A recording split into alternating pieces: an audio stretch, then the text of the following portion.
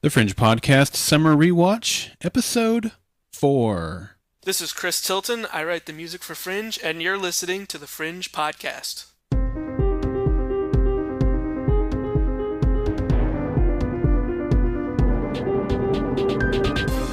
Web hosting for the Fringe Podcast is provided by HostGator. Easy WordPress installation, unlimited domains, unlimited disk space, unlimited bandwidth, and a 99.9% uptime guarantee. On sale now for $6.36 a month. Visit thefringepodcast.com/hosting and start serving up your website from the best hosting company in any universe. Welcome back to the Fringe Podcast Summer Rewatch, Episode 4. Tonight we are wrapping up Season 1 of Fringe with episodes 15 through 20. So we're going to be talking about Inner Child, Unleashed, Bad Dreams, The Road Not Taken, and There's More Than One of Everything. So much to talk about. These episodes were absolutely fantastic, and I'm so glad I don't have to talk about them alone. Tonight I'm going to bring in Heather and Karen, so let me bring the ladies in right now. Say hello there. Hello. Hello. All right. Thank you, gals. I'm going to say guys just because I say guys. I know I'm going to say guys. Just get it out of the way now. I'll try to say gals, which is a little bit more of an Oklahoma way. You know, we say gals and guys around here. But anyway, I'm so glad both of you have joined me tonight to talk about these wonderful episodes. Heather, you were with us just a couple of weeks ago. I think our audience knows you quite well. Anything else you want to tell us about yourself tonight? I am looking forward to the chat. I don't know. All right, fair enough. And Karen, why don't you take a minute and tell us about yourself? Okay, well, I'm from Lansing, Michigan, and been watching Friends since the very beginning. Found you guys right before the show started. Oh, cool. So I've been listening to you guys the whole time, too. And Fringe is probably my favorite show right now, I think, so Yeah. I'm excited to be here. Well, good. We're glad to have you. I know you've been a member of our community for a long time, just like you just said. For those of you who join in the chat room and stuff, Karen is known by Sci-Fi Fan 30, and so we're glad to have both of you ladies with us tonight. So we've got a lot to cover, more episodes tonight than we will normally cover. So why don't I play that food for thought music, and we will get right into it. Root beer float. Butterscotch pudding. Mr. Papaya. Fruit cocktail. Coffee yogurt. All right. Let's get things kicked off tonight with the first episode, episode 15 of season 1, Inner Child. Let me read the synopsis for this. I'm going to try to do a better job tonight of keeping the synopsis and the glyphs and all the clues and all that stuff, and not have to go back and get those. But anyway, we're at least going to start it off right with Inner Child. The synopsis says, just before a building is demolished, a child living alone beneath it is discovered. The boy forms a silent connection with Olivia, while a gruesome serial killer resurfaces and showcases his artistry, his work publicly. As the boy gradually assimilates into his new environment, the team races to prevent further macabre acts. This was written by Brad Caleb Kane and Julia Cho, directed by Frederick E.O. Toya. All right, so let's get things started with our discussion on this particular episode. Karen, would you like to take this one first, being our a newcomer here? Okay. Well, one of the things I thought was interesting that I hadn't really noticed the first time I watched it, but when they first find the kid down in the tunnels, it looked like he was almost in a jail cell with the walls the way they were like that. It sure did, yeah. And I don't remember if I noticed that the first time or not, but I definitely picked up on that this time. It seemed, I was wondering what it was used for back whenever it was formed, because it definitely looked like a holding cell of some sort. Mm-hmm. Yeah, and we still never did find out how he got down there. They never really clarified that. But No, they didn't. I had an idea on that. Okay. The construction guys say it definitely was not in the blueprints, Right. and we hear that it was sealed shut for 70 years. So I thought, what if it wasn't in the blueprints because it was added later from the future? Like, if the boy is an observer, as we suspect he is, maybe in the future they took him for some reason and put him in there so that he would be found. And in the 1920s is about the 7 years before, so it's not in the blueprints because the observers went in and added it in later to imprison him or whatever.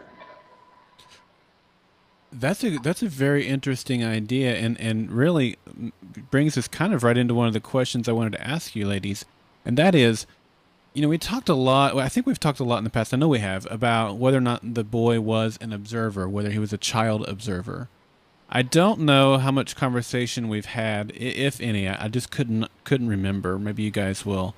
Do you think that possibly this boy was actually September as a boy? When we saw September get shot in season 4,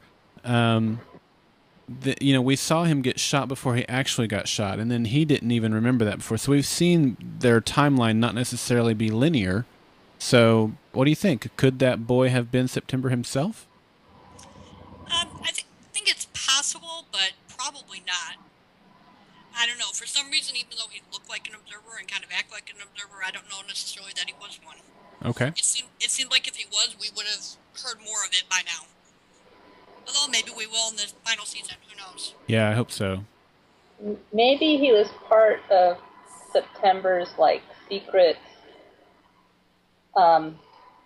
rebellion from the other observers, because we know that September's not quite like the rest of them. Right. So maybe September kind of knows of him from that, or yeah, and that was kind of partially why I came up with that theory too, is because we saw that Olivia and the boy had an emotional bond, and we have definitely seen the boy was called an empath in this episode. We now know that what gives Olivia a lot of her corexiphan abilities is her emotional sensitivity. So they definitely bonded, I think, because of that. But I thought perhaps it was because they had shared that bond, and if it were September as a boy, then as he becomes, a man and we see him in his larger role, and now we know that it seems like he died on behalf of our Fringe team, or did something to sacrifice himself, or made some sort of sacrifice for the Fringe team. Maybe he did that because of the relationship he formed here with Olivia, if it is, in fact, him as a boy. I had an idea, not just September, but the boy, the young observer, if we decide that's what he is, has Olivia as his connection, his focal point. And not just September, but all of the observers are obsessed with Olivia and Walter and the whole situation. And so it would make sense that maybe he would be interested in that situation too, or be placed so he would be found by them on purpose. Yeah, definitely. I know he did write backwards without looking at what he was writing, like the observers do too. He sure did, didn't he? Not just his looks. Yeah. Yeah, I thought that was interesting. All right. What other thoughts do you ladies have? I know Broyles lies very well. He lies really well? Yeah. Why do you say that? Well, when he was telling him that he wasn't that he would give him the kid when it was all over, Oh. and stuff, and he had already decided he wasn't going to. That's true. Yeah. And I was glad that he was, he's put his neck on the line a few times now, and that was good to see that. Mm-hmm. This is the first time we see that Liv is really good with kids. We see that in some other episodes too, but between work, with her niece and then with this kid, she's going to be a good mom. Yeah. Hopefully, we saw, I didn't give the spoiler warning, and I've already spoiled a couple of things, but if you're listening to this podcast and you haven't watched Fringe through season 4, we're probably going to spoil you a little bit. While we are going back and rewatching Fringe from season 1 through season 4, we're also trying to tie in things that we've seen that now we know, having gone through 4 seasons, in anticipation for the 5th season. So if you're listening to this or watching this and you haven't seen the first 4 seasons of Fringe, just be warned that we'll probably spoil a few things along the way. So this isn't really intended to be a spoiler-free podcast. You can go back and listen to our back catalog if you want to get into really deep detail on all the Fringe episodes without being spoiled. But we saw in season 4 that Etta hadn't really known Olivia much as a child. So Right. Hopefully that future will be changed at some point. Yeah, hopefully. Yeah. Okay. Any other thoughts from you guys? I was noticing, the child knows things that Olivia doesn't know when she asks him questions, and he knows all about where the artist is, Yep. and in the same way that observers can see several things at once happening. But it also reminded me of the rogue who got Walter's thoughts from Peter, and so some unseen connection, like Walter mentions in this episode, people's EM emissions. That's how the boy's super empath, and so that kind of hints at part of the observer's talents. And if we think the rogue was also a rogue observer, he's tapping into those abilities too. Right. Yeah, he seemed very observer-like in that. Karen, you mentioned the writing earlier, so I'm led to believe. I think he is an observer. I don't know if he's September as a boy or not, but I do think that he is some sort of observer, in some form or another. I really hope we get the answer to this question before season 5 is over. Yeah, they could surprise us and give us some kind of a scene next season where you see some kid getting sent back in time, and that's him showing up there or something. Yeah, that's all it would take was some little thing like that, and those of us who really want to know the answer to that question would know what it means, and others who don't know may not, wouldn't mean anything to them. But for us that do want to know, our answer would be given.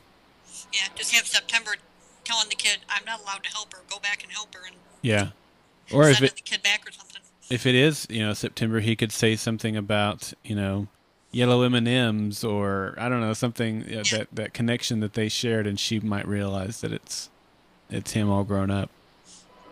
There's some interview I remember reading or maybe watching with Piechner and Wyman and someone, and they were asked about the young observer. And if I'm remembering correctly, they asked if they're going to get back to this story in season 5, and I remember them saying they were. They were? So, yeah, the young observer boy. Well, that would be fantastic. I thought they might in season 4. You'll remember at the very beginning of season 4, maybe even the season 4 premiere, Olivia comes away from a crime scene and 2 observers are standing there, and she doesn't know who observers are yet in this timeline. And one of them to me looked like he could have been this kid all grown up, but we never saw him again, so that's not what happened. I was really hoping that would be when we finally got our answer. It could have been. They just didn't tell us yet. It could be. You're right. Yeah. And one other thing before I forget, I have to call shenanigans. There are not that many yellow M&Ms in a bag. No way. Unless he's got a way of, magically changing colors of their shell or something. First you brought him a 1-pound bag or something. Yeah. All right. I noticed something else. When the boy has the thing on his head and they're trying to figure out his thoughts, she's holding his hand and she tells him, "You don't have to do anything you don't want to do," which reminded me of in the Jacksonville episode when she's in the trance and sees her young self, and she says that her young self says she doesn't want to do this anymore, and she tells her young self, "You don't have to do anything you don't want to do." Wow, good memory. Yeah. So it's her going back to her connection to kids and being experimented on and not wanting them to go through that kind of thing, which is why, she helps him escape in the end. Wow, good memory on that, Heather. There All was right. something else. Well, this was a funny thing where Walter and Peter are talking, and Walter's saying, "Oh, I can't remember exactly, but he's saying it's easy to put all the right ingredients together." And Peter says, "Oh, like an omelet," and Walter says, a good omelet, is far more complex, and especially if it's a protein-rich incubator omelet for ears, which we see in an episode after this one. Okay. I was thinking those were the same episode, but they're not. Okay. So I think it's the next one, maybe. Okay. Yeah, I think it's either the next one or the one after that. Okay. I watched all these in a big binge. Of an omelet to come. Yeah, that's interesting. Yeah. Yeah, I think the only food I remember from this one is Walter saying that rats and moths are tasty, and that's what the kid ate. Yeah. He did, and he mentioned the insects and stuff too. Yeah. All right. Anything else on Inner Child? We get another hint that Peter's from the other side when he's looking at the toy and says, "I remember the scar being on the other side." Yes, I had that written down and completely overlooked that. Yeah, that was the Roadblock G.I. Joe figure. Yep.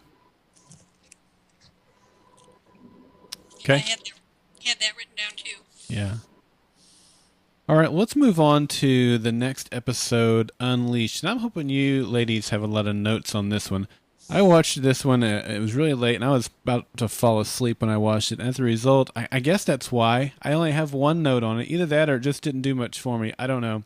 But let me read, before we get into Unleashed, I'm going to remember this time, the glyphs for Inner Child, spelled Walter, and the clue for the next episode was in the laundromat. So the artist was killing the ladies, and when he was getting the victim from the laundromat, she had a tattoo of a griffin on her arm. A griffin is kind of a hybrid of two beasts, if you will, an eagle and a lion. Okay, so that pointed to what we would see in Unleashed, where we have these hybrid animals, and so that was our episode clue for the next episode, Unleashed. The synopsis for this episode: animal rights anarchists ransack a laboratory and are killed by a ferocious hybrid creature. Walter's early work in radical transgenics resurfaces after decades and nearly costs a team member their life.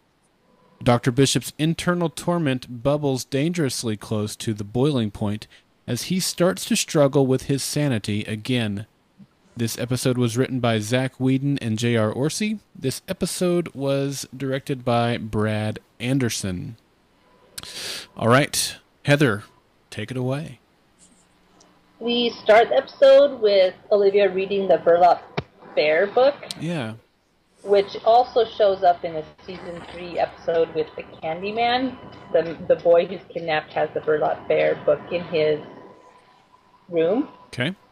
So and then in the book, she reads the line that a monster is up ahead, which of course refers to the monster in the episode. Right. But also could refer to the monsters up ahead in the season, like the ZFT people and Jones and all those horrible things that are going to happen. Yeah.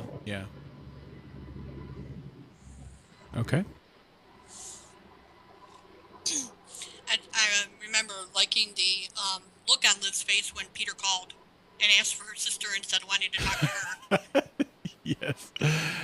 Yeah, I had forgotten about that, because Rachel hasn't been on the show in a while, and this was really the only time when as I recall, that there was any type of hint that there might be something going on between Rachel and Peter. And I don't know if it was just to give us that look that, Olivia was a little bit jealous there, right? And so I don't know if it was just to give us a hint of there are some feelings starting to emerge here that maybe Olivia wasn't aware of until that point, or what. But that's the only time I remember there really being any type of anything between Peter and Rachel.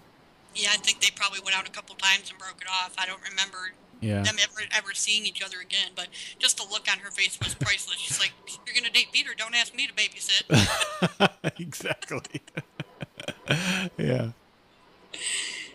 Yeah, and this is the episode with the ear omelet. Yeah, okay. Yeah, that was pretty gross.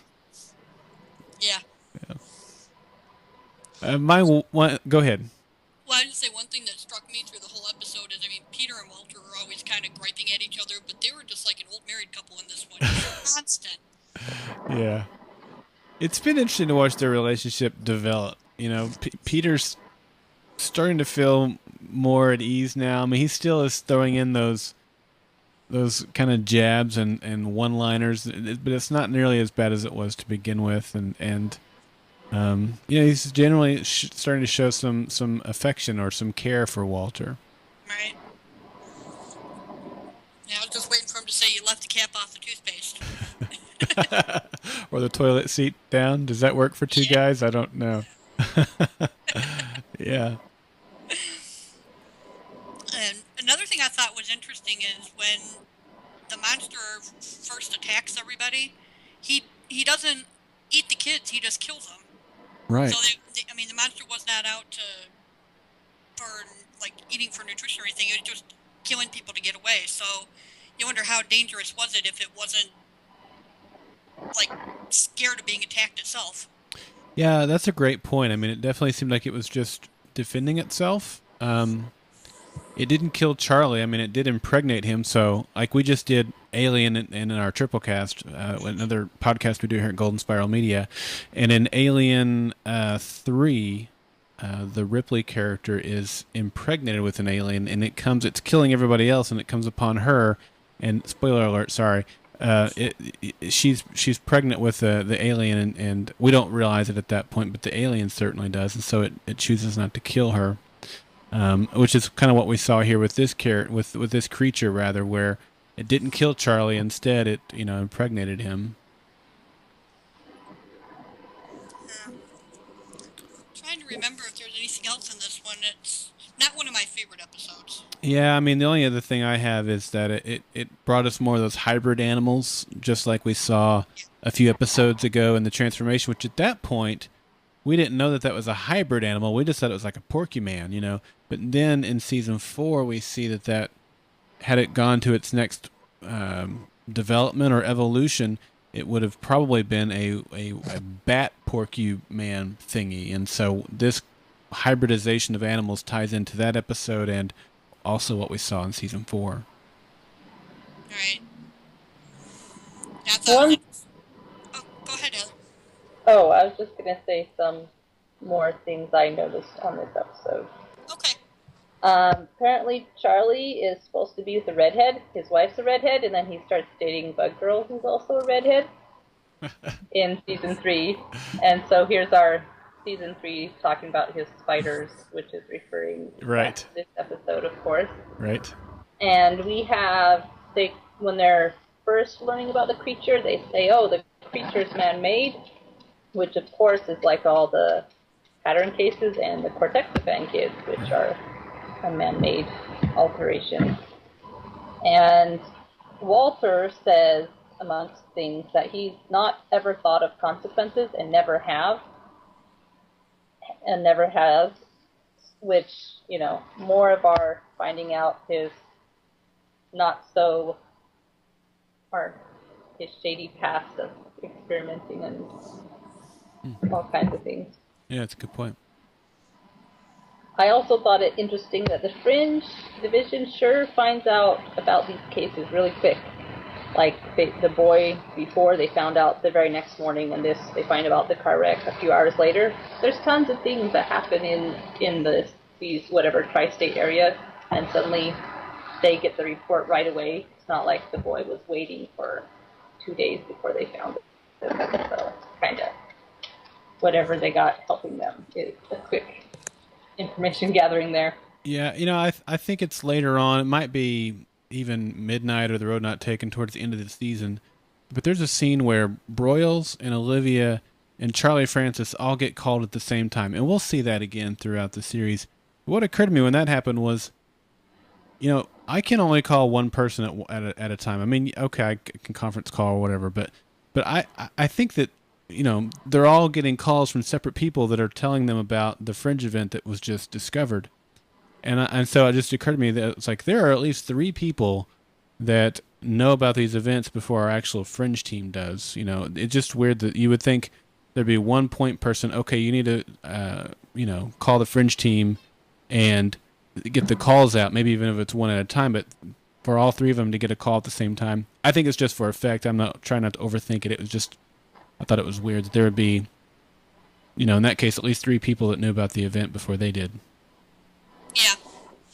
Well, they have that whole, the FBI building, but they're handling all kinds of cases, not just Fringe cases. Sure. So we don't know how much we was all put on to help them. Only other note, I didn't really make this note, but just you, Heather, since you mentioned that the redheaded ladies, the lady who was Charlie's wife in this episode is actually Kirk Aceveto's real life wife. Oh. Yep. That's interesting. Yeah.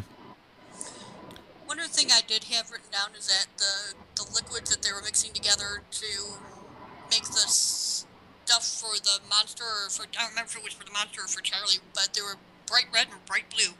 Oh. I didn't even notice that. Yeah, there were two different liquids, and I don't know if they were mixing them together, or one was for Charlie or one was for the monster, but... Okay. Interesting. Good catch. All right, anything else? Not on that one. All right. The glyphs in this episode spelled Peter, and the clue when Olivia goes to the frat house, because, the animal activists were college students, there is a keg on the front porch, and the keg says Red Balloon Lager as the beer type, which points to the next episode, which is Bad Dreams. And in that episode, at the very beginning, we see a lady with her daughter in a stroller, and the daughter has 3 balloons, but the red one eventually is let go, and we see it also later on in the episode. So Red Balloon was our clue for the next episode, which is Bad Dreams, as I mentioned. The synopsis for Bad Dreams: Olivia envisions murders that are happening 200 miles away while she's dreaming. A deadly vision happens again, and Broyles deploys the team to investigate. As details emerge, Olivia discovers a childhood counterpart who has not forgotten the testing they suffered. Walter is too familiar with what happened, and by his hand and by Dr. Bell's. This was written by Akiva Goldsman and directed by Akiva Goldsman, and as best as I can tell, this is Akiva's first work with Fringe was on this episode. This is now a guy that is very, very involved with Fringe. He's one of the main writers and directors as the series has continued on. So here we are, episode 17 of season 1, when, as far as I can tell, Akiva Goldsman joined the team. All right, so let's get into the discussion for Bad Dreams. Karen, I think you're up. Okay. If I remember correctly, this one thing I noticed is the first time they take a road trip outside the Boston area, which was interesting. They go all the way to New York. I think it was the first time they did that. It might be, outside of Massive Dynamic, but as far as a case goes, I think you might be right. Yeah, that's true, because she had visited Massive Dynamic before, you're right. Yeah. One thing I noticed right in the beginning when they're going down to the crime scene, there's crime scene tape up, but it had been ruled a suicide, so why was there crime scene tape up? They had already ruled it a suicide, which I thought that was interesting. Yeah, I don't know. I don't know if they usually put that up for suicides or not. I mean, they're conducting an investigation, so that might be what they use regardless of what the circumstances were. Yeah. Interesting. And this is also the first sign of people having multiple abilities too, which we see keeps growing and live through the 4 seasons. Mm-hmm. And you already mentioned the balloons, that they were red, blue, and yellow, which we see continually through the 3rd season. Yeah, I'd forgotten about. I just wasn't paying attention to colors as we went through here, but I think we had a theory originally that there might be a yellow universe, a 3rd universe that would be yellow, and now we have the amber timeline, or whatever you want to call it. I don't know. Yellow and orange are kind of similar. Yeah. I think they're geniuses, and they knew that back then, and that's why the yellow was there. Could be. Could be. They are geniuses. That part's definitely true. Yeah. And then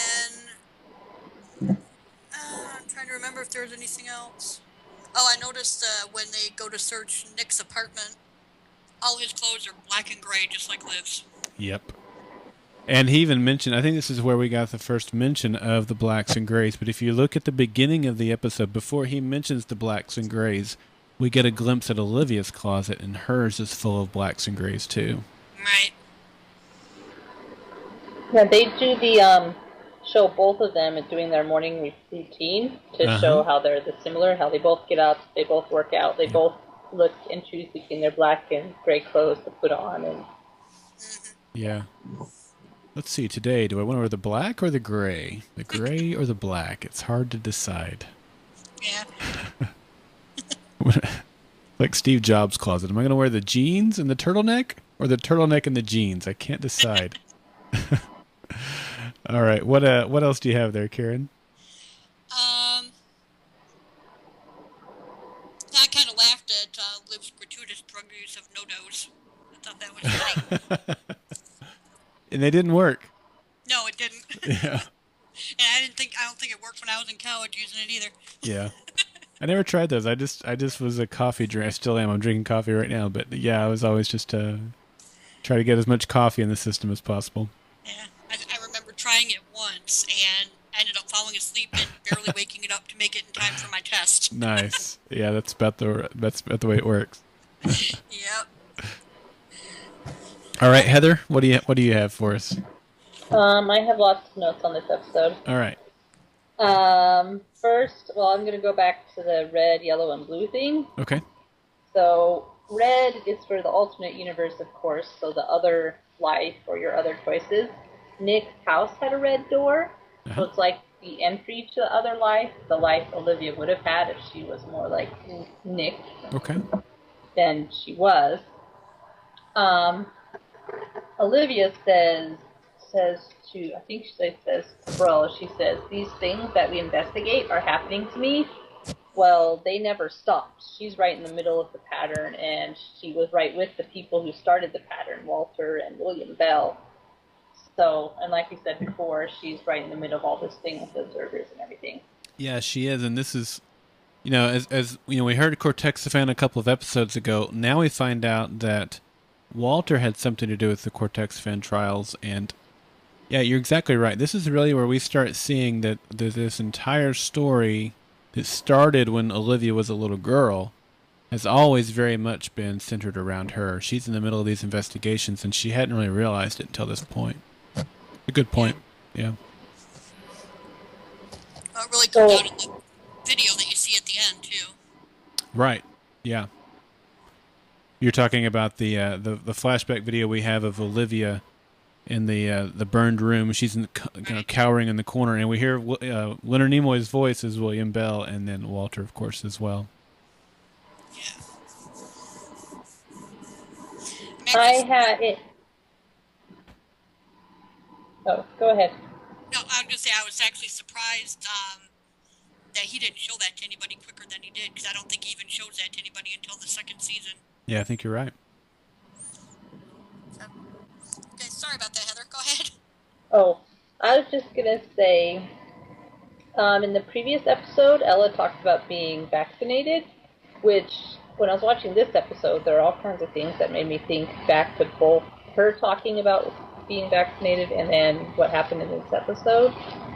Ella says, well, Olivia's corexiphan vaccinated her from Nick's influence, so she wasn't feeling his emotions. Mm-hmm.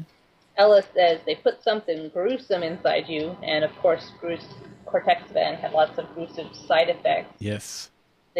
On their kids' lives and their emotions and how they interact with others. Ella says they put something dead inside you, which the kids were chosen because of their high empathy, but the drug trials scarred them emotionally, so it deaded them in some way, so they weren't not functioning completely like other people. Yeah, I like that. And then Ella, at the end of that episode, says the stuff they put in me came back alive, which is being activated, like Nick was activated. Yeah, exactly. And all these corexiphan kids. Oh, I thought the same thing when she said that.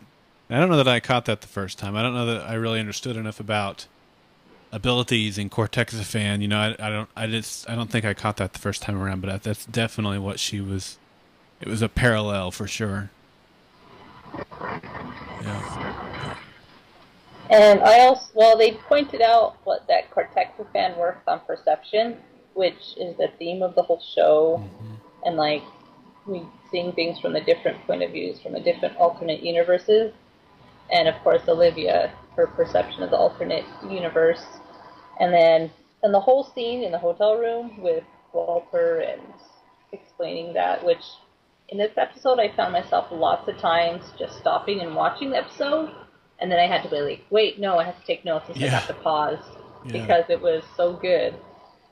But Walter says how perception is the key to transformation. Yep.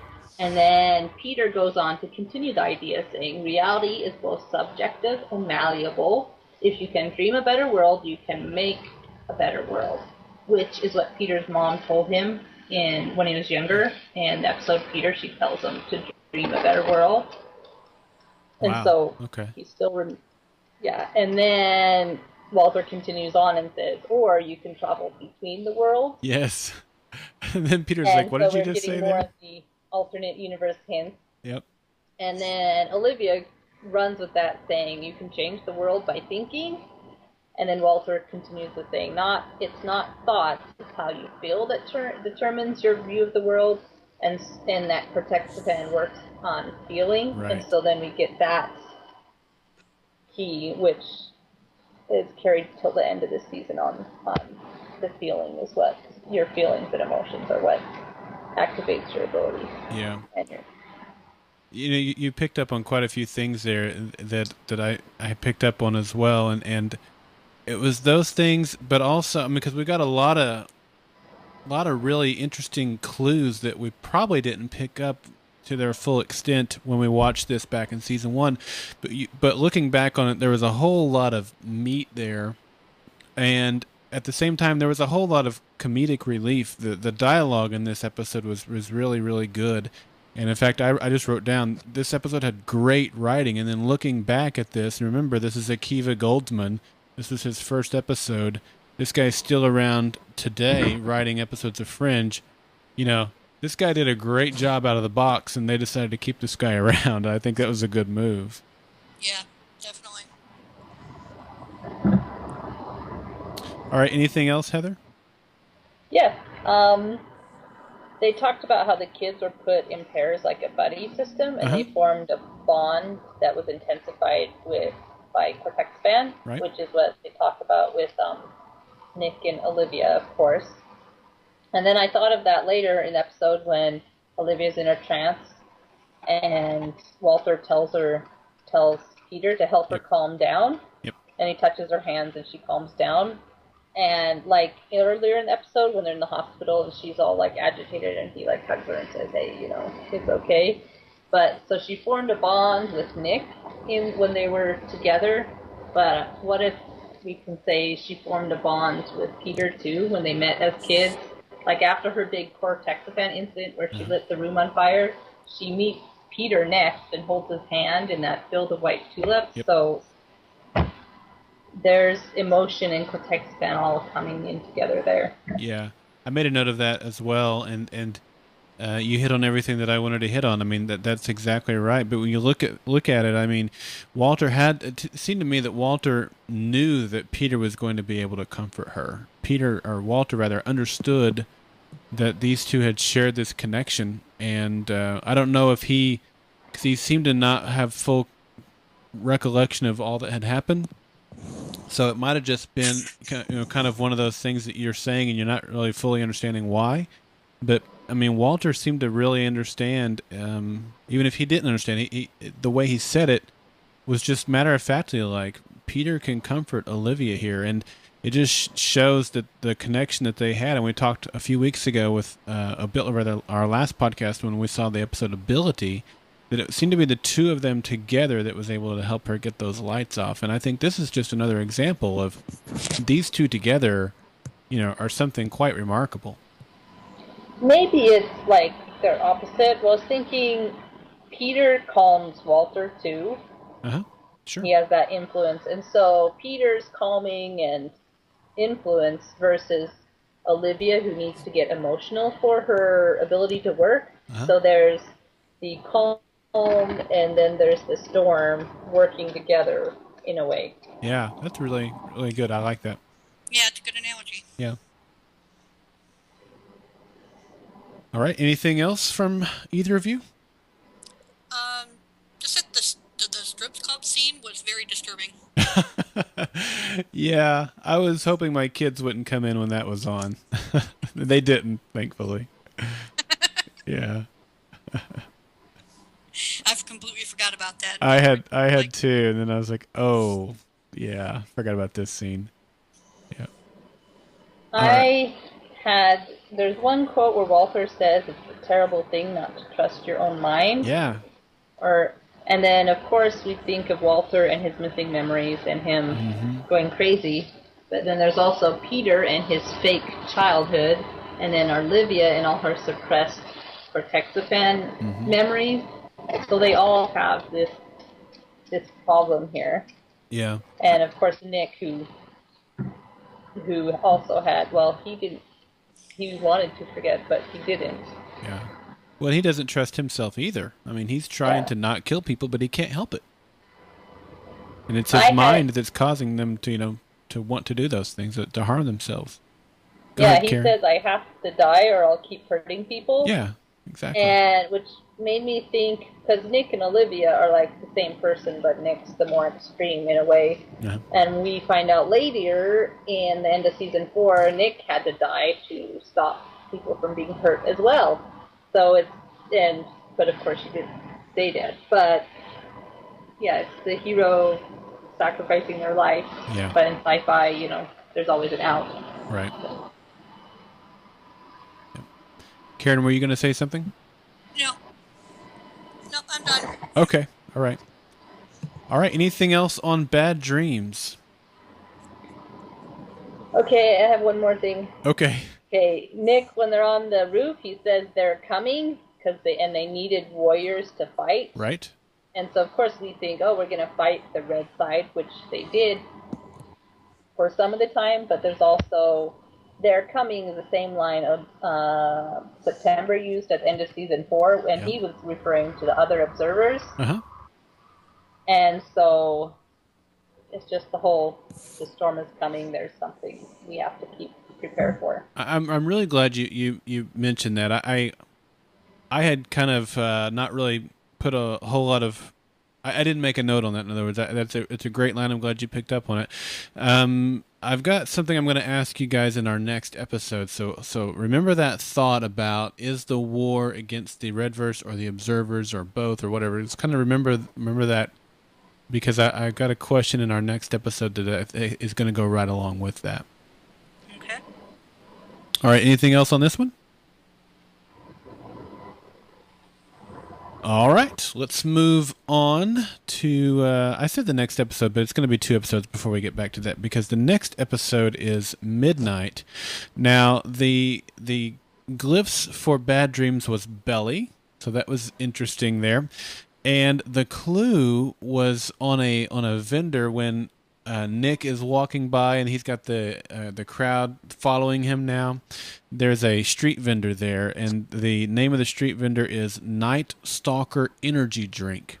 And now we go into Midnight, where the lady is stalking people at night. And so that was our clue here for the Midnight episode.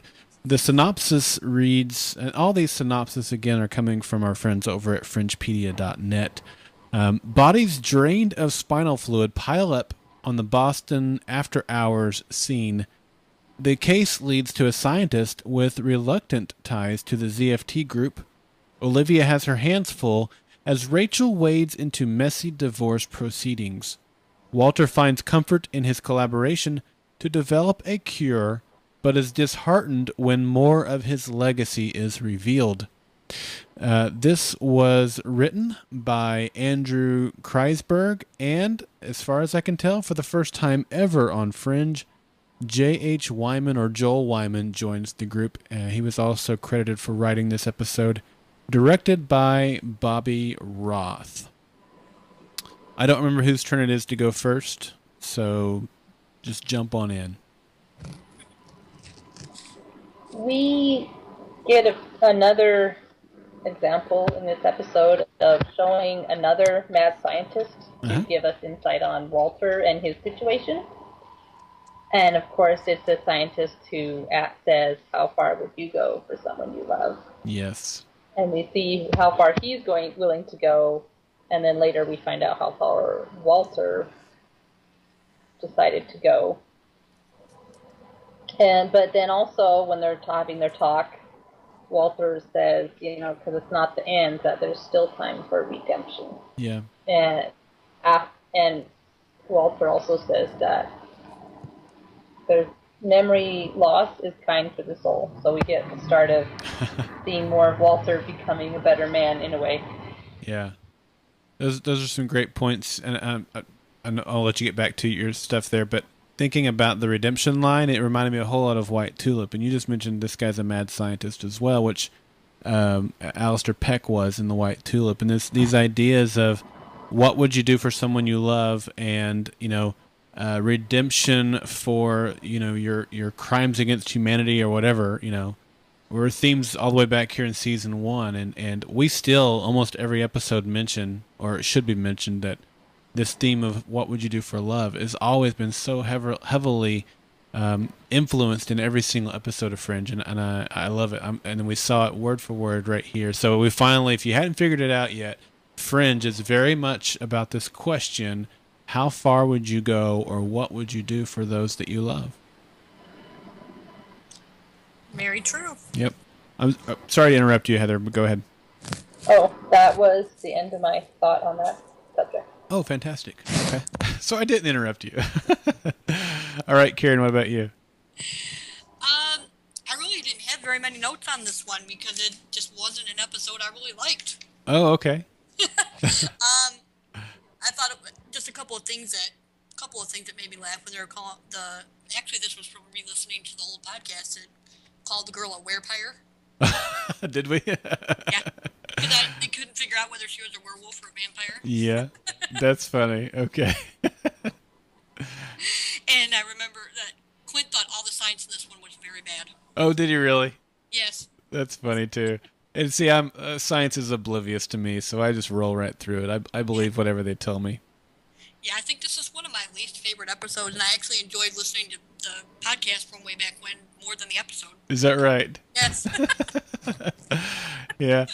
Well, I liked this episode. I don't want to say quite a bit. I mean, I liked it well enough, I suppose. I liked that even from the beginning there was a little bit of a misdirection. I mean, you're kind of led to believe that the guy is the killer. He's watching the thing on TV. We know there's a killer at large. He's getting ready to go out. You just get a creepy feeling about this guy. He's clearly lying to his, I guess it's his girlfriend. It says it's his girlfriend later in the episode. I thought it was his wife at the time. And so you think that when he gets this girl back to his apartment that he's going to kill her. But in fact, she kills him. And so I loved the misdirection. I knew it was coming. I remembered it from the first time I watched it, but I still enjoyed it knowing it was coming. This great misdirection that they pulled on the audience at the beginning of the episode. I remember liking that the guy who was cheating on his girlfriend got it in the end. Yes. You did feel like he kind of got what he deserved a little bit. Yeah, a little bit. Yeah. We also learned in this episode that based on what the other guy, I didn't write down his name, the guy who's trying to save his wife, the mad scientist, as Heather referred to him, he mentioned that ZFT was just trying to show off to other scientists. And so it made me wonder, we learned earlier in the season that ZFT is just one of many kind of bioterror organizations that are out there. And so are they trying to show off to those other organizations? Are they trying to show off to, another universe, or, try to flex their muscle for the war that is coming? Or I don't know that it really matters. It just kind of made me wonder, who exactly are they trying to show off for? Well, I think it was more that he was just not high enough up on the totem pole to know what was really going on. Oh, sure. Yeah. That's the impression I got. Yeah. You know, he sure was. What do you think, Heather? My one idea, which kind of falls in with the note I had later, how there's all the different cells of ZFT and they don't know what each other are doing. Uh-huh. So maybe the showing off is that once their experiment has gone out in the world, that's the way of signaling my cell has got my end done. We're going to wait for your cell to get your end done. You'll see it by seeing what happens. I like that. Okay. Kind of a signal type of thing. Okay. I could go for that. It's a definite possibility. The other thing I have in this episode is that, you know, he said that William Bell was funding ZFT. Now, Karen, you're definitely right. This guy was not high up on the totem pole. He definitely couldn't tell you the ins and outs of ZFT. He mentioned that he was going to name some names and they were going to be familiar with some of them. And I don't know if he told them about John Scott and some of the other guys that we saw a few as we've watched through the season, but he definitely mentioned William Bell funding ZFT. So I think that he was right on. I think William Bell is funding ZFT. Right. Well, especially now, 4 seasons later, we see what's going on. Yeah, exactly. All right. Any other thoughts on this episode? Okay. Wow. I thought there'd be a longer discussion on that one than there was the previous one. It turned out to be the opposite. Okay. So the glyphs for this episode is the word 8, like the number 8. And the clue for the next episode, when we mentioned at the beginning that the guy was watching the news and they were talking about the killer that was at large, and there was a news crawler going on that screen, and the news crawler mentions these mysterious fires, and that was our episode clue for the next episode, which is The Road Not Taken. And in this episode, we see Susan Pratt and Nancy Lewis, I think, are these two twins that have these pyrokinetic abilities, and of course Susan Pratt ends up catching on fire. So that was a mysterious fire that was being investigated. So that was our clue to The Road Not Taken. The synopsis for The Road Not Taken: reality is challenged when Olivia has vivid visions. The investigation of a spontaneous combustion incident leads to individuals that have been experimented on as children and now are now becoming weapons in adulthood. Sanford Harris, Nina Sharp, and The Observer all reveal a new layer to their involvement.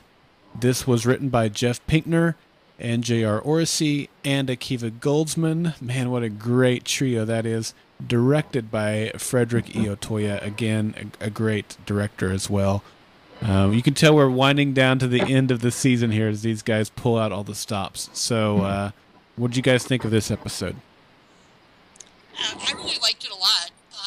Of course, always the last couple episodes of the season are usually some of the best. Yeah. But it definitely kept you on your toes the whole time, and lots of action and lots of questions answered, but new ones brought. Yep. One thing that I noticed right off is when you see that Olivia is having these visions, but you wonder, is she having a vision, or is she already jumping to another universe? Right. Or is it just a vision? It's hard to tell, because some things make you think that that she is actually jumping, but then other things, because people don't see her popping in and out, that you can tell. Yeah. So maybe she is just like astral projecting or something. Well, I had the same confusion because, the first time they were on the sidewalk, they're looking at one charred body, she sees two. If she had disappeared in that moment over to the other universe, you think that they would have noticed that. I mean, there's, they're all right there in close quarters. And then the next time I think we see something happen is when she and Charlie come out of the lawyer's office. And she suddenly sees, Boston under fire, but Charlie says something to her, and when he says something to her, it makes her pop out of that reality back into her other one. So again, if she had disappeared, you would think that he wouldn't have been able to see her in order to say something to her. And then the next thing that we see is when she goes over to the other universe, I think she wants to go over there, and somehow she gets, Sanford what I thought was a clue as to how this works for her. Sanford makes her go under a psych evaluation, and she's upset about it. Well, her emotion is high, and then the next thing you know, boom, she's over there. This might be the fourth time, I think, because she went and saw Broyles at some point, too, in his office. And at this particular time, she sees Scarly, but she also is holding some paper, and the way she jumps out of this one is a guy from the Blueverse, if you will, runs into her and says, "Oh, sorry, I didn't see you there." And so that comment makes you go, well, was she physically over there, disappeared from the the Blueverse, and goes over to the Redverse? So I'm kind of like you, Karen. I'm really not quite sure, even now, with all the knowledge that we have, were these just visions, or was she physically going back and forth between the two realities? Right. I might have an answer for that one. All right. Okay. I was noticing every time she saw the other universe, or she looked like she stepped in for a moment, but like you said, maybe she was just seeing it, but standing in her own universe, so people thought she was just staring off into space or whatever. But we get the weird airplane sound, and the screen vibrates, and then we see the other view, but there's no blue flash. Right. That's Right. The true. blue flash never happens during any of these. We don't get a blue flash until the next episode when she's in the elevator. Right. Okay. And so there's that clue. So you think that she's just kind of seeing over into the other universe? That could be it, because at first I'm like, maybe they didn't decide to use the blue flash until the next season, when they always use the blue flash when people transport. Yeah. But it could be they used it, because she didn't physically transport herself. We don't see the blue flash, which was the extra energy releasing. And so we just see the vibrations, which we know the universes are vibrating at a different frequency. So we see the vibrations and hear the sound, and so she somehow sees the next part. But we don't see the flash because she can actually transport there. Yeah. I've also heard the theory before that the reason she didn't transport to other universes because she was, maybe she was seeing through the other Olivia's eyes. Right. Right, that's what I was just wondering, if maybe she just had like a psychic link to Olivia. Because remember, when people are seeing her in the other universe, she's blonde, but Right. Olivia is redhead. That's right. I mean, we know that Olivia was not a natural redhead. The first time we see in her apartment, she's got the hair dye. So maybe she hadn't dyed it yet, but otherwise, you're exactly right, Karen. I mean, you'd think they would know your hair's suddenly not red. And it could be that they just didn't have all these little details worked out yet. Or it could be that they didn't want to give too much away yet. And so they caused these experiences to be different just so they didn't have to play too many cards yet. They wanted to kind of reveal how this works and this whole multi-universe thing a little bit later on in season 2 when they started really fleshing it out. So I'm really not sure which it is. If it's just they didn't know what it was yet, or if they didn't want to reveal too much yet. Yeah, true. Plus, one thing I noticed is, if I remember correctly, when they do actually cross over and over there, we find out that there is no FBI True. on the other side. Yet when she flashes over there in this episode, they've got FBI jackets on. Oh, really? So it could be just Olivia picking up, like, not, maybe she wasn't in some way. Okay, now I got my thoughts. Okay. When they were trying to listen to the Observer Boy's thoughts before, they were saying how it was like a translation of what he was really thinking or whatever. So maybe this, if she was seeing through the other Olivia's eyes or just hearing voices, her mind translated it to make it look like what she thought it would look like, in a way. Yeah, that's a good one. I could go for that. I mean, we saw her kind of see a vision too with Nick Lane. She saw things that he was seeing. That's not exactly what you're saying. I'm just trying to think through some things too. Yeah. I don't know that we'll know for sure, but it's there's definitely some differences here with what we've seen later on in the series. They do mention when she's in the office and everyone's rushing around, Charlie says half of Boston is in quarantine lockdown. They don't show the Amber quarantine, but they go with that later, and that's what they do. Yeah. New Dana's got a pretty interesting question here in the chat room. She says, "Did they ever explain why the twin sisters died on the other side, since there was never any corexiphan trials on the other side?" Oh, that's true. Yeah. No, they never explained that. I don't. They should not have had that ability. Right. Unless they just explain it as you have a connection to your other person, like in the end of season 4, where Exactly. Nick Lane, the corexiphan Nick Lane, was pulling on his alternate to make the universes come together. Right. So maybe it's just the stress of those two women being activated and made them reach out to the other side. Yeah. I would say that's possible. I don't think that's what happened, but just personally, I mean, I think that's definitely a valid point, and could very well be what happened. Yeah, good memory, Heather. You amaze me with your memory on all these little things you remember. Let's see. This was also the episode that we got Clint Howard, and he played this. I didn't write down his name. It's around the tip of my tongue, but they had this great conversation with Olivia and Peter, and you think that he really knows what he's talking about with William Bell and Emmanuel CFT. Grayson. Yes, that's right. And then all of a sudden he starts talking about Star Trek, and of course Peter picks up on it and stuff, which there were some clues in this episode to the J.J. Abrams Star Trek, which came out just a few days after this one aired, about the Romulans traveling through time and stuff. But anyway, what were your thoughts on that scene? Well, I thought it was interesting because he was right on, except calling them Romulans instead of observers. Yes, that's exactly right. The observers could be placed in for the Romulans there with what they're trying to do, traveling through time. You're spot on. Yep. Yeah, I thought it was great, and everything that he said was true. I mean, you take away the con. You mentioned substituting observers for Romulans, and they kind of dismissed him. I mean, they did point out that, up until that one point, what he was saying was true. But even now, looking at it, after 4 seasons, this guy definitely knew what he was talking about. Kind of glad they didn't listen to him, or we might not have had a show for 3 more seasons. Maybe not. Yeah. Yeah. Let's see. I've got a couple of other things here. We saw. Trying to think. It would have had to have been Nancy when she was strapped to the chair. Sanford Harris comes in. The light box is right there.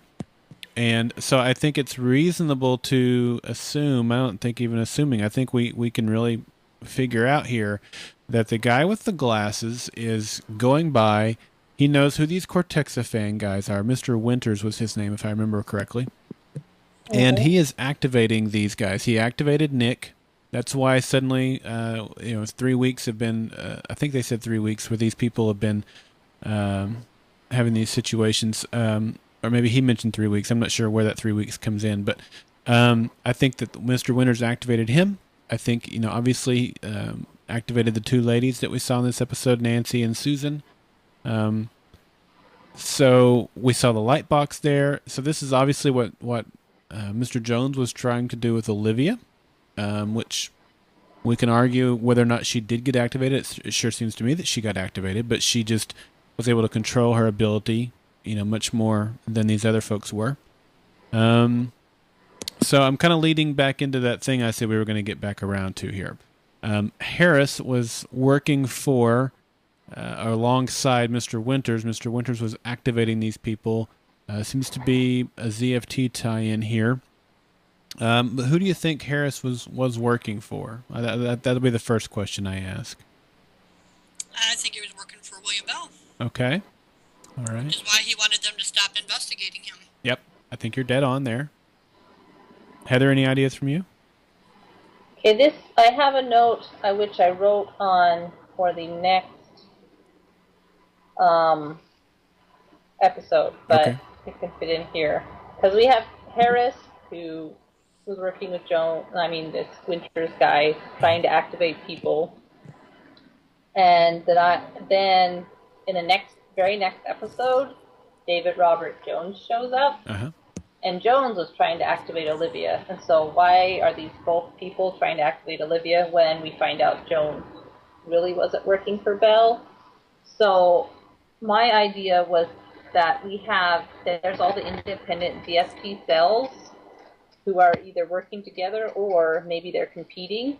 Like Jones wanted to be the one to activate Olivia and get her on his side so he can show Belle that I can activate people too, and I can do it even better than Harris. I can do it with the star pupil, you know? And so, because he wanted to impress William Bell, and Right.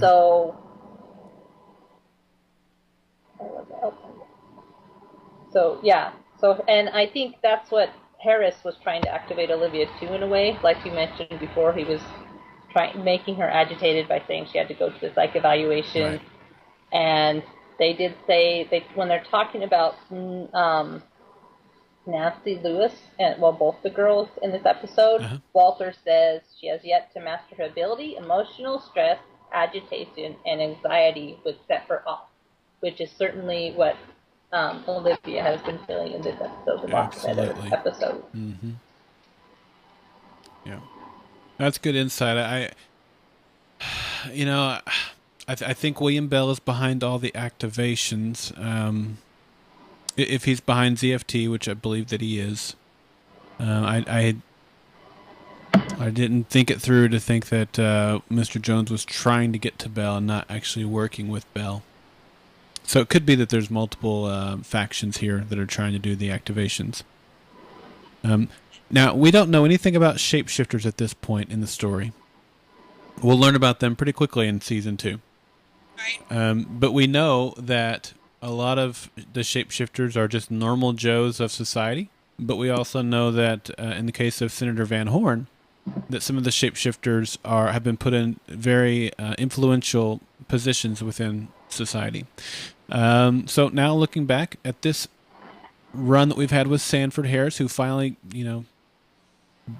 got burned to death in this episode, do you think he was a shapeshifter?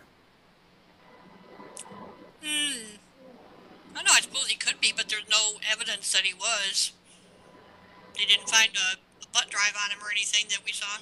Yeah, and I don't know if they would have known to look for one. He didn't get shot, so he didn't bleed. We wouldn't have seen the silver blood. Well, if he was burnt to a crisp, the remains wouldn't be as able to study. And they don't ever show us his body, so we don't know what happened to it unless someone secreted it away after. Yeah. My thought on it was, at first I thought, I bet you he was, but then I got to thinking about it more, and I thought, well, he was trying to activate the corexiphan kids. And if we're led to believe that the war was, and this is where the question that I have been hinting about is coming, if we're led to believe that the war is against the Redverse, and the shapeshifters are from the Redverse, then he wouldn't be activating, as a shapeshifter, he wouldn't be activating soldiers to fight against the shapeshifters. So, my question is the war that's coming, is it the Redverse or is it the Observers? What did they intend at this point in the storyline? What did they intend the war that's coming? What did they mean by that?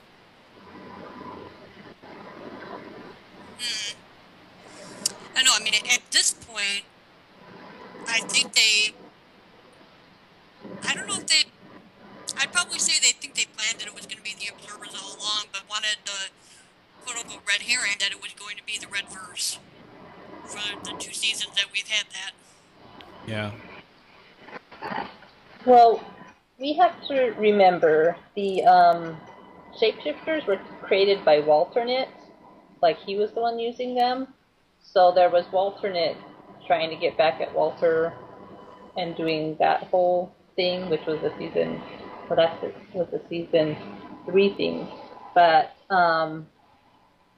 William Bell was doing a slightly different thing.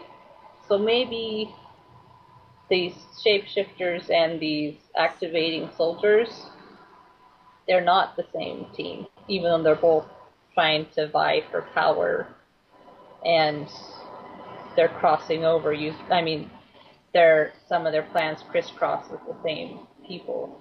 Yeah.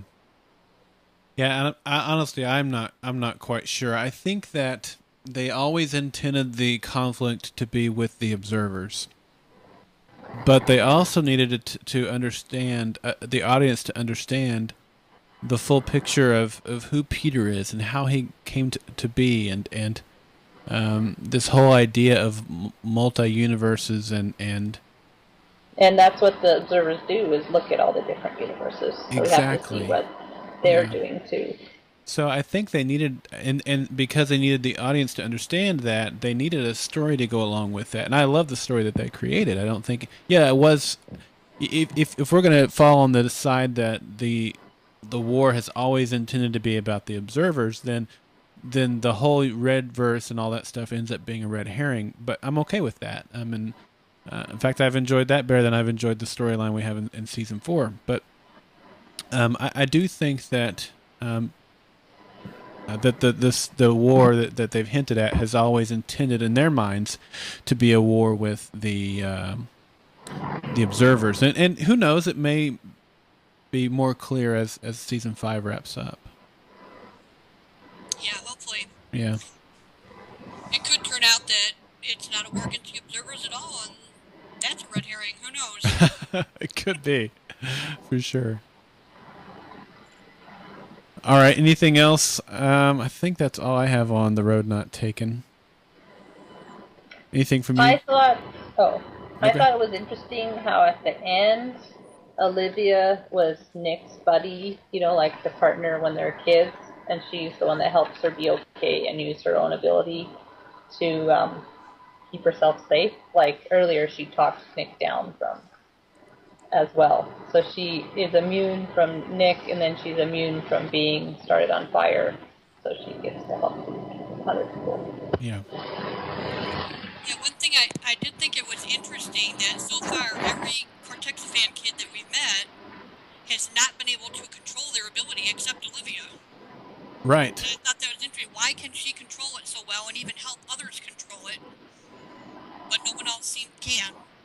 At least not until we meet some later that have, but right. These first ones are all out of control.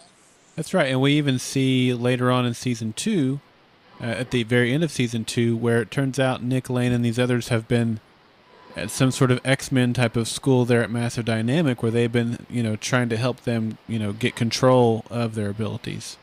Yeah, and Olivia never needed that. Right.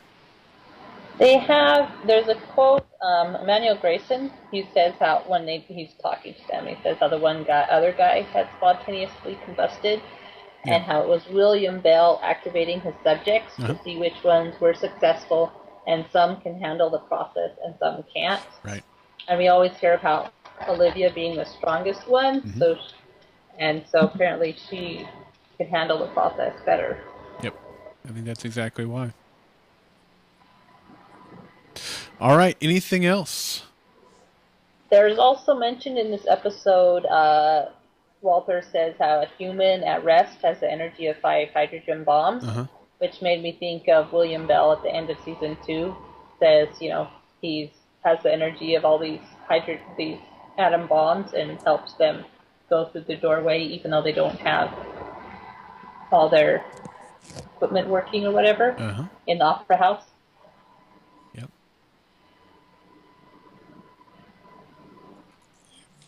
Good point. All right. Is that it? I think so. All right. Let's move on. Let me wrap this episode up here. The glyphs spelled vision. And the clue for the next episode was when Olivia had the one vision, we'll call it, where maybe the glyphs just gave us our answer on what was happening there. Just picked up on that. She saw Boston under siege, under fire, under quarantine, whatever, lockdown. On the wall of the building right there, it said, "He is here." And that was our clue for the next episode, which was William Bell is over in the alternate universe. That episode is There's More Than One of Everything. The synopsis is, events move quickly when David Robert Jones reveals his primary objective, Walter has gone missing, only to come through with the key piece of equipment at the last minute. The history of young Peter changes all that we suspected about the Bishops. Olivia experiences a unique change of venue in her search for the elusive William Bell. This was written by Jeff Pinkner and J.H. Wyman, Akiva Goldsman, and Brian Burke, and directed by Brad Anderson. So let's discuss the Season 1 finale, There's More Than One of Everything. Nina says at one point in this episode, when near the end, she's talking about the soft spots that are places to transport over easily. And she says the soft spots have grown recently because of human technological progress. Right. Meddling with nature has hastened the decay. And it's like she's quoting the ZFT, which means destruction by advancement of technology. Wow. Yeah, that's true. Yeah, that's a good point. I thought it was kind of interesting that it seemed kind of easy for, at the end, when Olivia does cross over to meet William Bell, that it seemed rather easy, where that's all they talk about in future seasons, that it's so hard to cross over and you have to have this special technology, and that all she had to do is get in an elevator. Wonder why they changed that. Well, I think we got a couple of clues in that down the road.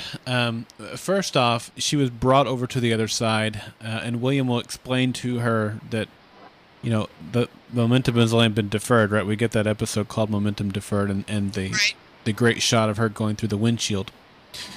So even though he brought her over, there was still some difficulty that had to come as a result of that.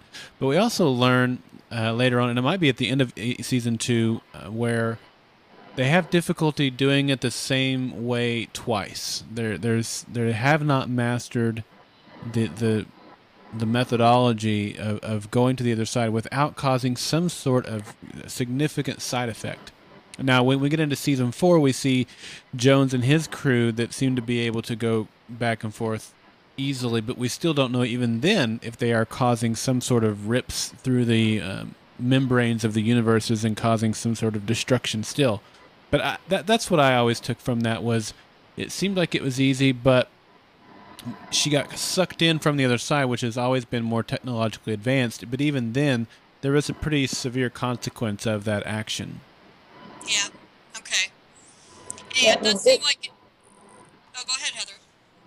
Oh, I was saying, this is where we see the blue flash in the elevator, and where we see lots of other places the blue flash signals change between universes, which in season 3, when Olivia's changes between universes, there's never a blue flash that happens. She always it's like the visual is her silhouette vibrating, and it just gradually, she goes transparent and then she appears in the other universe. So it's like the blue flash is transporting over with some machine unnaturally, but the other ways, like when she saw into the other universe or whatever, it's just a vibration, and that's how it happens when it's human mind powered, and it doesn't have a bad side effect. I like that a whole lot, and that, to me, that jives with what we saw in the episode Subject 13, when we saw her as a child being chased by her stepfather and suddenly appearing over into the other universe, and then, there didn't seem to be any consequences, negative consequences of that. Yeah, true. Okay, I like that. All right, Karen, what else did you have for this episode? Let's see. Check my notes here. I just wrote down Psycho Walter. Yes. You're talking about when he was in the beach house? Uh-huh. Yeah. And I also wrote down that it was, with how smart she is, it was kind of funny that Liv was so slow on the uptake about 2 universes. With Nina giving her hint after hint after hint, and then finally he's like, what? Yeah. But Nina likes to be cryptic in the way she talks too. Well, that's the thing, isn't it? I mean, you never get a straight answer from her. No, you don't. Never. And I also thought it was weird when Dave Rob Jones was out with his little machinery trying to find the right spot, that he's setting up his machine in the middle of the street, and nobody seems to notice. All the people walking by, and they're just completely ignoring him. Yeah. I thought that was rather funny. I did too. I mean, even when it had that high-pitched squeal, all they're doing is covering their ears and giving him dirty looks, but no one's actually doing anything about it. Yeah. Well, you see someone with official-looking equipment, you can just assume, oh, maybe they're a work crew and they're, Right. checking out the elevation or whatever. Yep. And also when Liv went back to the office and requested all the files for weird phenomena and stuff, I was thinking in the back of my mind, I wonder if Mulder's going to be mad at her for taking all his files. That's funny, yeah. She cleaned out his office. She did. And she was able to process through that data pretty quickly. I mean, Yeah. I guess it showed how awesome she is, what a mental talent that she is, because we've seen it a little bit before, like when she noticed the observer almost right away, and Broyles was like, it took us however many years to notice that. And we kind of got the same thing here, where Master Dynamic has been pouring through all this information, and Olivia's able to process it and come up with a new conclusion pretty quickly. Yep. Well, her perception is heightened, so she can perceive all these facts and things. Yeah. Anything else, Karen? I don't think so. Yeah. Anxious to start rewatching season 2. Oh, me too. I can't wait. These last 5 episodes here were so good. After I started watching them, I'm like, oh man, this podcast tonight's gonna last 5 hours. It's gonna be so much to talk about. One thing I picked up on was the energy cell that was in Nina's arm. Well, we saw Jones using it to power his device to go between universes, but we had no idea yet at this point that Peter had been stolen from the other universe. Now, we did get the reveal here at the end that we saw Peter's grave, and we knew that we always knew something was different with Peter. Even from the very beginning, when Walter checks his pupils and says he thought he would be fatter, and asks Olivia if she had seen his file, and all those, we got all these little clues early on. But now we realize Peter is dead. So we didn't know if this Peter was from another universe, or if he was, a clone or something else. But now looking back on it, knowing what we know, the energy cell that was from Nina's arm, I'm pretty sure is the energy cell that Walter used to power the doorway that he used to steal Peter from the other universe. And so Bell was pretty wise, I think, to hide that in Nina's arm so that Walter couldn't get his hands on it again. Isn't that in the one season 4 episode where Jones has to steal all that mineral and that Amphilicite? Yeah, that's what her battery is made out of. Oh. Okay. I'll take your word for it. I'm sure you've proven tonight that you remember things like that, so probably so. So, yeah, he does it again. Well, he doesn't steal her battery. He finds it another way. Yeah. Yeah, that's a good. Yeah, I mean, it's the same. You're right. Same thing, just in a different way. Yeah.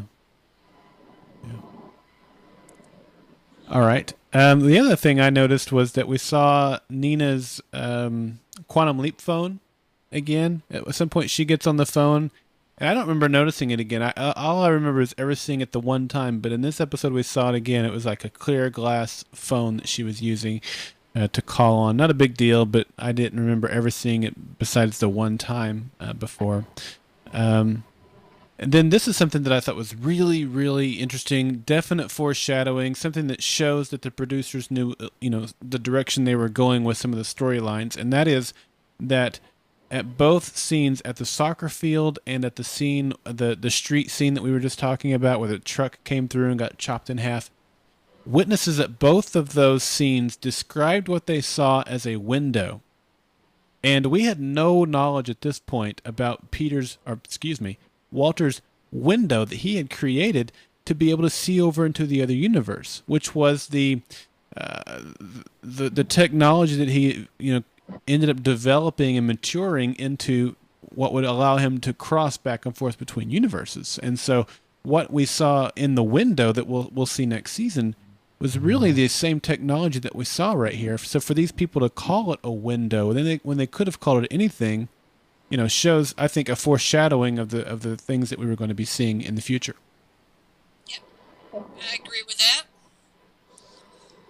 And just with Walter's talking about deja vu and how that's glimpses into the other universe and stuff as well, too. Yeah. Exactly. Yeah.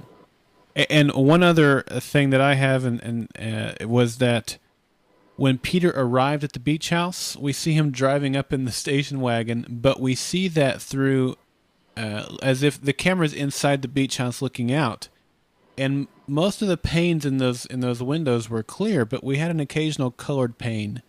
And so what we see as Peter's driving up, we're looking out the window through a red pane, and so what we see here again is a clue that Peter is from what we will begin to call the red verse, and so we're seeing Peter through this red lens, and it's a clue to us, I think, that Peter is from the red verse. Yeah.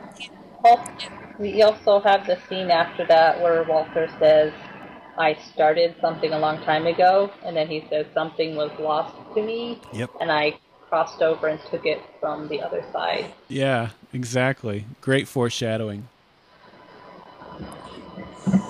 What else did you see, Heather? Okay, and at the very end of the previous episode, Walter finds the VFT with the ethics chapter in it. Right. And he reads a line where it says that you have to children are our future, and we have to nurture them and prepare them to protect us, which sounds one way good in that you're nurturing children, and then one way bad because we're preparing them to protect us, which is what him and Belly were doing in the daycare, but it wasn't a kind thing for them. Right. But he says, Walter, when he's at the lake house, then continues on that subject and says, properly nurtured, the abilities to see the other side could be heightened and intensified, and you could be able to travel from here to there. So I use that word again, properly nurtured, in that, and so showing he was talking about, it was Belly that did the trials on the children, and he's the one that was hurting them, but his language is showing he was still behind the idea of preparing them to be soldiers, even if it was hard on them. And that may be because he just doesn't remember because his brain pieces are gone. Yeah, so his ideology and his other talk is not meshing, and then his actions. Right. Yeah. Yeah. Yeah, but there's no question, here we are, 4 seasons later knowing what we know, there's no question that Walter was every bit a part of these trials as William Bell was. Well, in the flashback episode of the Subject 13, we only see Walter there at the place, and Walter doing the stuff. That's true. So. Good point. What else? I have, I was thinking more on September and the observers. Uh-huh. September is the only observer we see in season 1. Right. And he shows up at the starting point of creating the Fringe team and to help them, and also at the starting point of Walter Bishop and his crossing over. And this is probably in defiance of the other observers because, he helps the boy and he does all this stuff he's not supposed to do. But with him helping the Fringe team, he's also, in a way, helping the future Fringe team, which is Edda and those guys who are going against the observers. Right. Which kind of what he's doing. And Walter says that September told him that he must stop the Jones.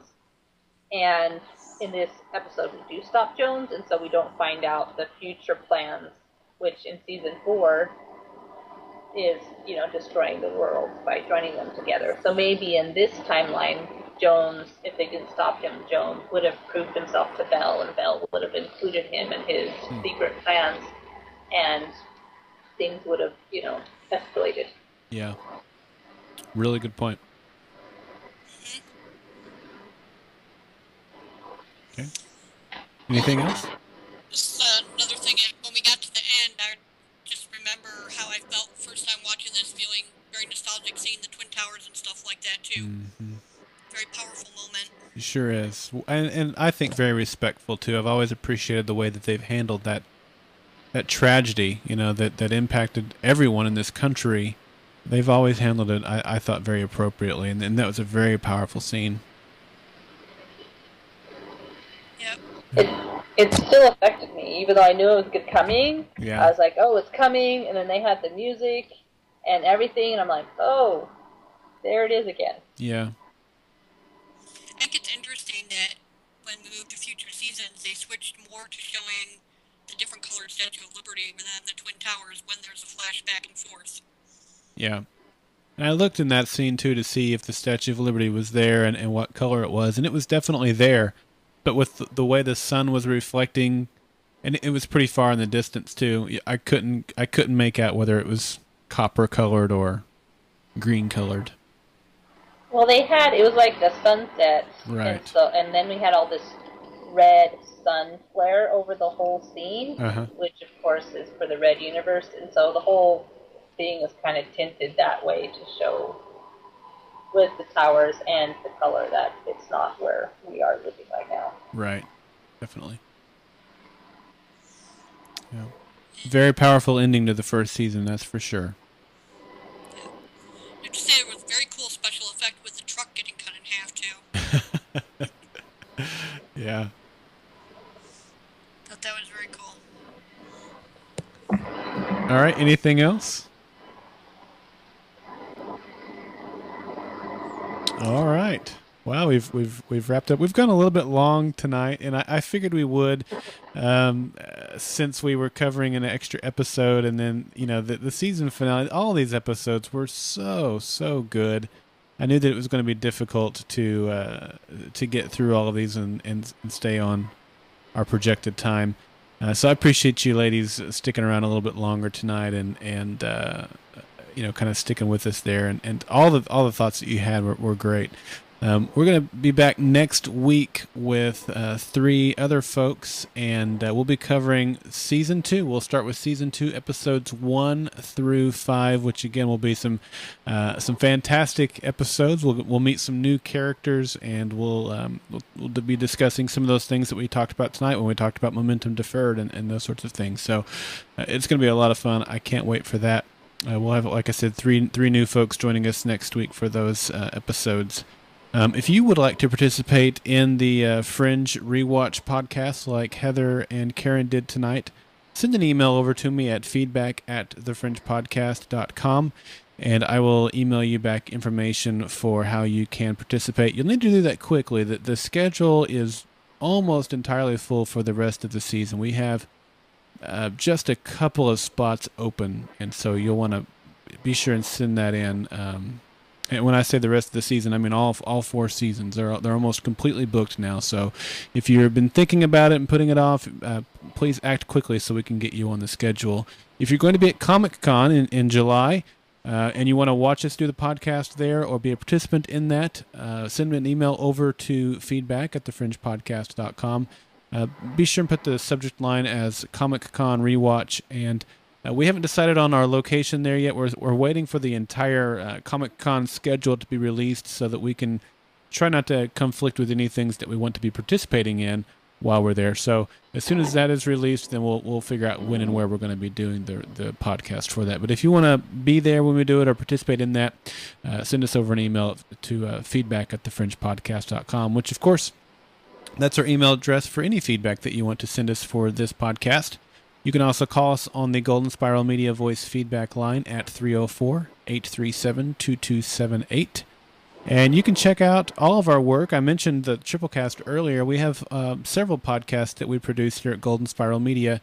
and you can check all those out over at goldenspiralmedia.com.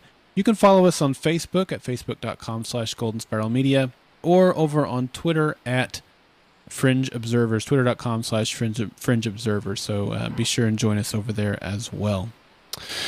All right, I think that's all the contact information and all the participation info. Again, Karen and Heather, you guys were great tonight. I certainly appreciate you guys' contributions to the episode tonight. You guys, you brought your A game. Well, thank you for having us. Thank you. I enjoyed it. All right. It was a lot of fun. So I hope you brought your witty, cheesy cornball sign-off. Mine is, until next time, stay fringe-tastic. Saying, I'll just have to say, stop observing and join us on the Fringe. Nice. I'm going to be out in a flash of blue light. Good one.